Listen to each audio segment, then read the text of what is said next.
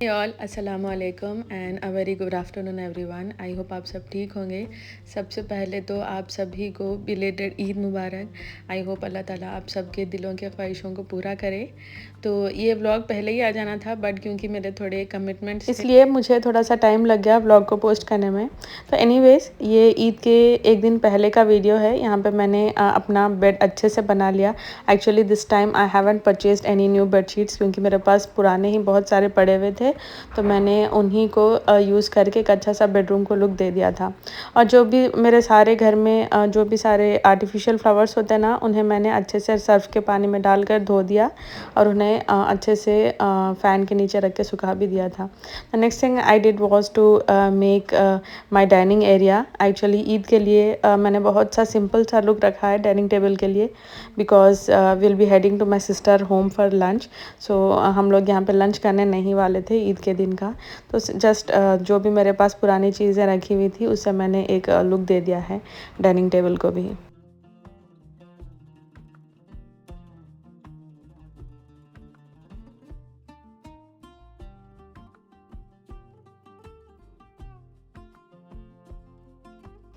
और यहाँ पे जी ईद का दिन हो गया था और मेरे हस्बैंड और बेटा दोनों भी निकल चुके थे नमाज़ के लिए। As soon as they left the first thing that I did was to take a hot shower. और मेरे पेरेंट्स ने जो मुझे ड्रेस बनाया था ईद के लिए वो मैंने पहन लिया था। और I then came into the kitchen to prepare sheer khurma. Actually मैंने ये ड्राई फ्रूट्स रात को ही कट करके रख दिया था। आई इवन फ्राई दम अ डे बिफोर इटसेल्फ, लेकिन मुझे टाइम नहीं मिला रात को करने के लिए। So I am frying them now. वैसे भी अभी बहुत सारा टाइम था मेरे हस्बैंड आने में। तो I had enough time in my hand to prepare sheer khurma. और इवन आज लंच के लिए मेरा मेन्यू में था बस मरक बनाना, मटन मरक, क्योंकि I will be heading to my sister's home for lunch. वहाँ पे वो बिरयानी प्रिपेयर कर रही थी तो मैंने सोचा मैं मटन मरक बना के लेकर चली जाऊँ। अब यहाँ पे ड्राई फ्रूट्स फ्राई करने के लिए मैंने घी का इस्तेमाल किया है। आप चाहे तो बटर भी यूज़ कर सकते हो। और मैंने ज़्यादा फ्राई नहीं किया है ड्राई फ्रूट्स को, अदरवाइज़ वो कड़वे हो जाते।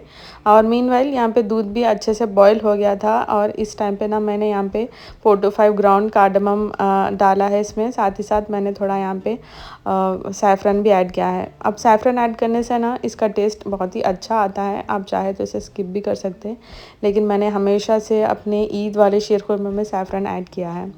यहाँ पे मैंने वर्मिसेली लिया है। एक्चुअली ये रोस्टेड वर्मिसेली है ऑलरेडी, लेकिन आई डोंट नो व्हाई मैं हमेशा से ही I prefer to roast them before adding them into the milk. यहाँ पे दूध में मैंने साथ ही साथ एक पैकेट पूरा ये 100 ग्राम्स का है मिल्क मेड का ऐड किया है। और अच्छे से इसे मिक्स कर लेना है। और आपने इसे ना धीमी आंच पे कुक करना है फॉर एटलीस्ट 10 to 15 मिनट्स। जब आपके वर्मिसेली अच्छे से रोस्ट हो जाते हैं ना बटर में, उस टाइम पे मैंने इसमें थोड़े से ड्राई फ्रूट्स ऐड किया है। और इन सारी चीज़ों को मिला के मैंने जो मिल्क हमने बॉईल करने के लिए रखा हुआ था स्टव पे, उसमें ऐड कर दिया है। अब ये वर्मिसेली ऐड करने के बाद मैंने बस 3 से 4 मिनट के लिए ही इसे पकाना है। I will then switch off the flame and उसे मैंने साइड में रख देना है ताकि वो थोड़ा सा कूल डाउन हो जाए।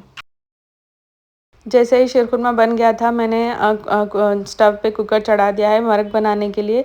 तो सबसे पहले मैंने कुकर में थोड़ा सा ऑयल डाला है, उसके साथ साथ थोड़ा सा बटर डालकर होल स्पाइसेस डाल के उसे थोड़ी देर रोस्ट कर लिया है। और फिर उसमें साथ में मैंने अनियन डाल के अच्छे से ब्राउन कर लिया है। अब इस स्टेज पे मैंने ground ginger garlic and green chilli paste डाला है। और आपने इसे अनियंस के साथ अच्छे से पका लेना है ताकि रॉ स्मेल चली जाए। और उसके बाद मैंने इसमें यहाँ पे करीबन 1.4 kg इसमें मटन डाला है। और मटन डालने के बाद ना आपने अच्छे से मटन को भून लेना है ताकि वो जो रॉ स्मेल मटन की होती ना वो चली जाए। उसके बाद हमने यहाँ पे तकरीबन half cup of yoghurt add करना है। और योगर्ट ऐड करने के बाद आपने इसे अच्छे से मिला लेना है। आपने यहाँ पे कोई पानी नहीं डालना क्योंकि योगर्ट अपना पानी खुद रिलीज़ कर देता है। हमने इसे एटलीस्ट 4 to 5 विजिल्स होने तक प्रेशर कुक करना है।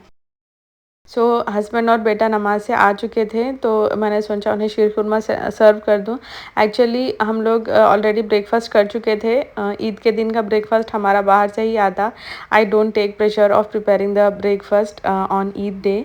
और जो मैंने शीर खुरमे का सेट चार मीनार से बाई किया था ना, वहीं पे यहाँ पे मैंने वही यूज़ किया है। और आप सब भी कमेंट सेक्शन में ज़रूर बताइएगा कि आप लोगों की ईद इस साल कैसे गुजरी।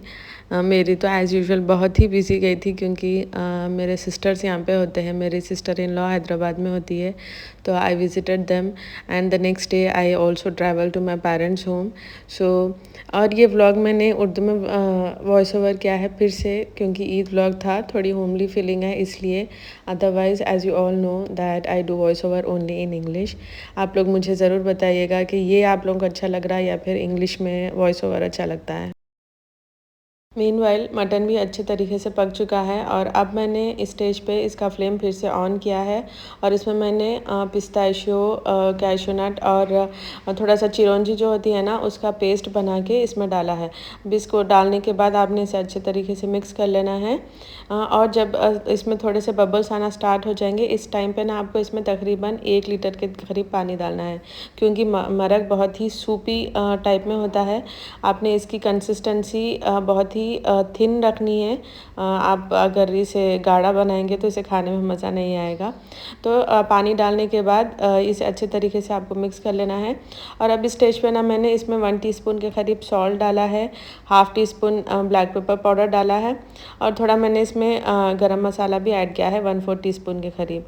और इवन मैंने ना इसमें थोड़े बहुत सैफरन स्ट्रैंड्स डाले हैं और साथ ही साथ हाफ़ टी स्पून के करीब जो सूखे रोज़ पेटल्स होते हैं ना उसे भी मैंने ऐड किया है।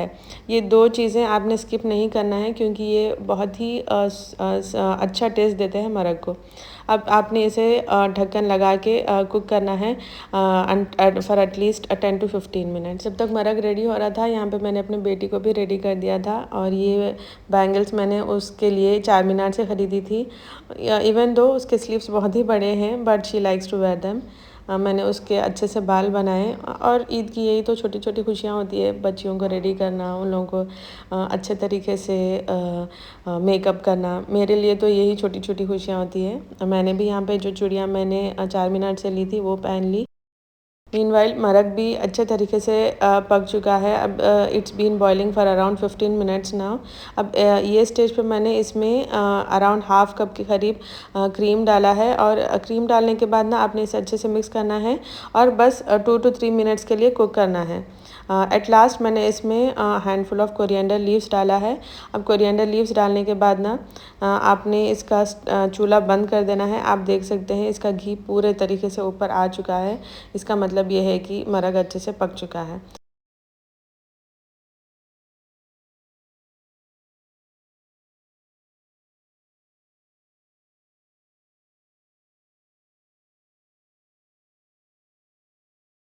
ना थोड़े से ग्लिम्पसेस मैंने अपने बच्चों के भी ऐड किए हैं ताकि वो एक मेमोरी की तरह रह जाएं उनके फ्यूचर के लिए। तो उसके बाद हम लोग मेरे दीदी के घर के लिए निकल चुके हैं। ये मेरी एल्डर सिस्टर के पास हम लोग आए हैं, उनका घर भी यहीं मेरे कॉलोनी में ही होता है। एक्चुअली उन्होंने भी ये घर रिसेंटली बाई किया है and they shifted here recently. Around 3 to 4 months हो चुके हैं और उनका होम टूर पेंडिंग था। एक्चुअली मेरे फैमिली में से बहुत सारे लोग पूछ रहे थे but due to some reasons I could not post it. So मैंने सोचा आज ईद मिलने भी आ रहे हैं, so I will share with you all the home tour of my sister's home. तो यहाँ पे ये और एक जो लड़की है देख रहे हैं, ये मेरे दीदी की बेटी है और ये दोनों बेस्टीज़ हैं, मेरी बेटी और मेरी दीदी की बेटी। बहुत ही अच्छा इनका बॉन्ड है। तो ये मेरे दीदी के घर का लिविंग एरिया या हॉल आप जो भी बोलते हैं वो है। आप देख सकते हो बहुत ही सिंपल सोबर और डिसेंट मिनिमल इंटीरियर डेकोर कराया है उन लोग ने। और ये एक वॉल है जो कि राइट साइड पर पड़ती है और ये जो सोफ़ा है ये मेरे दीदी के शादी का सोफ़ा है। उन लोग ने इसे न्यू लुक दिया है और इस तरह से हॉल में मजलिस का भी लुक दिया है। और ये एक वॉल है और ये जो आप हॉल में से आते हो तो एक डाइनिंग एरिया भी आता है और डाइनिंग एरिया के राइट साइड फिर किचन आता है। सेम यूरोपियन मॉडल किचन है दीदी का भी। एक्चुअली उन लोग ने एक इंटीरियर डिज़ाइनर को हायर करके ये पूरा इंटीरियर कराया है। अनलाइक हमारे घर का तो मेरे हस्बैंड ने कराया है, only kitchen part was done by interior. But मेरे दीदी के घर का सारा इंटीरियर उनके एक इंटीरियर डिज़ाइन ने करवाया है जो कि बहुत ही खूबसूरत लगता है। एज़ यूजुअल हम सारे सिस्टर्स हम लोग कप्स और क्रॉकरी के दीवाने हैं, तो यहाँ पे भी आपको ज़्यादातर वही देखने को मिलेगा। और इस किचन में भी मेरे सिस्टर ने एक अलग से स्पेस बनवाई है इलेक्ट्रॉनिक आइटम्स के लिए। Now the main part that I like about my sister's home is ये उनका जो सिंक है बहुत ही प्यारा, बहुत ही ड्यूरेबल और स्टर्डी सिंक है। इसका जो प्रेशर है वो भी बहुत अच्छा है। और यहाँ पे ना जो प्यूरिट का कनेक्शन है वो सिंक के नीचे दिया गया है। एक्चुअली मोस्टली ये होता है ना कि सिंक के अबव हम लोग प्यूरिट लगाते हैं, लेकिन इस तरह करने से ना जगह भी बच गई और किचन ओपन भी दिखता है। ना ये है मेरे दीदी के घर का किचन का डोर, जो कि बहुत ही सिंपल सोबर लगता है। और जब हम लॉबी में आते हैं ना तो ये राइट साइड पे फर्स्ट बेडरूम आता है, जो कि मेरा भांजे का है। He is not here actually, he studying medicine, तो ये उसका बेडरूम है। And this is me. Actually I changed my dress because it was way more comfortable in this dress. अब ये जो बेडरूम से बाहर आते ही इस तरह से एक छोटा वॉश बेसिन एरिया हम लोगों को दिखता है, जो कि बहुत ही प्यारा है। एंड ये लॉबी में 3 बेडरूम्स है। एक तो मैंने आपको जो बता दिया है। अब ये मास्टर बेडरूम है, जो कि मेरे सिस्टर और ब्रदर इन लॉ का है।